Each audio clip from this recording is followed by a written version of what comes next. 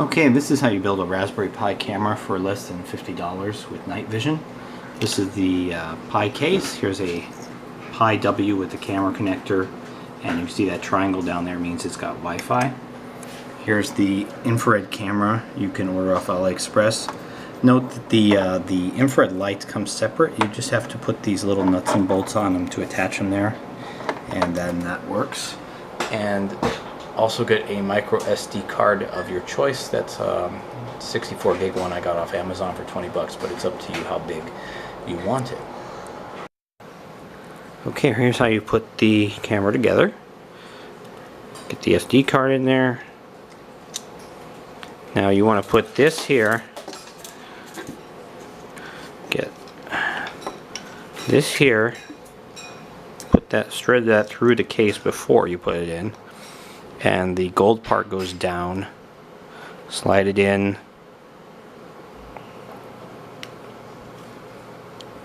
Push the connector in. Oops, see, mine came out crooked, so I gotta do it again.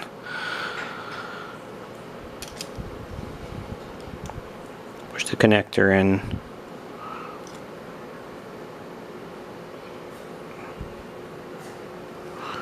Like so.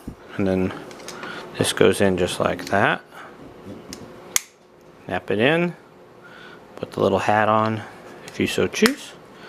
And you do want to consider however you want to stick this on or whatever you want to put this in. Remember, the power is going to come in here and tug on it. So make sure that faces toward the power so it doesn't tug on it. And then just use a piece of the I'm going to use a piece of this black sticky stuff. I'm just going to stick it to the back of this and stick it on there. And that'll work for me.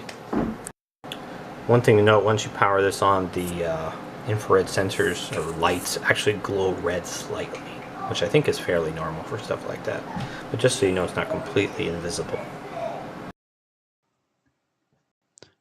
Alright, here's how to build your night vision camera. Here's where you get the software from. You go to this here, the Motion iOS.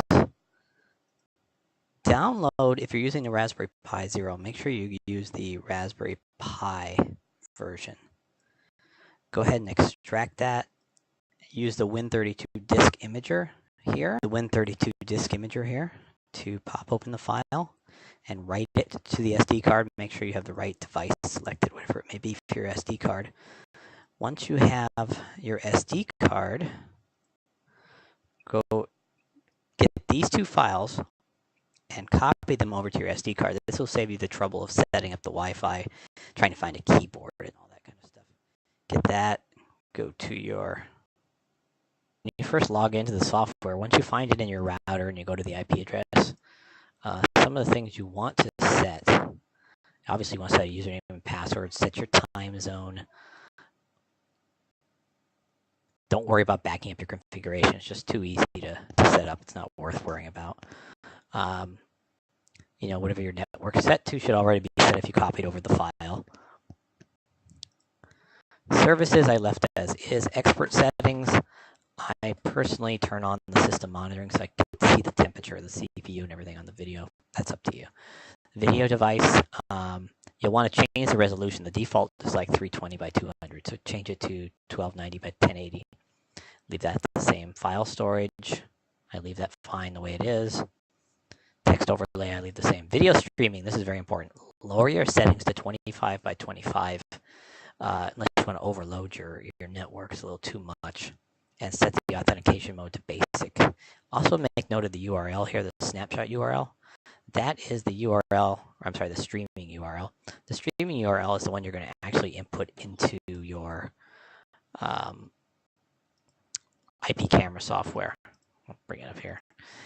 And that's the port you're going to forward if you want to stream the video in the Android app, 8081. You don't want to stream this web page here on port 80. Motion optimization on, image resizing. Now, your actual video, set this to MKV, continuous recording, and I put it to 600 seconds, and that's 10 minutes.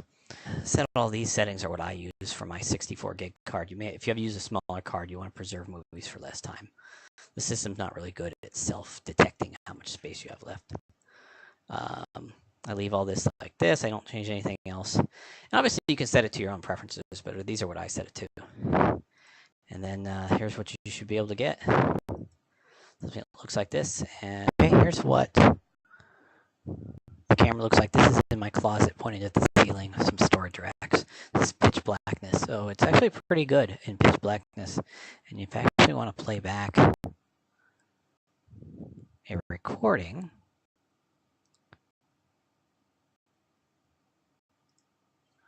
you can download it. When you download it, you get the full resolution one, not just the streaming version. And I'll play that as the last part of the video here.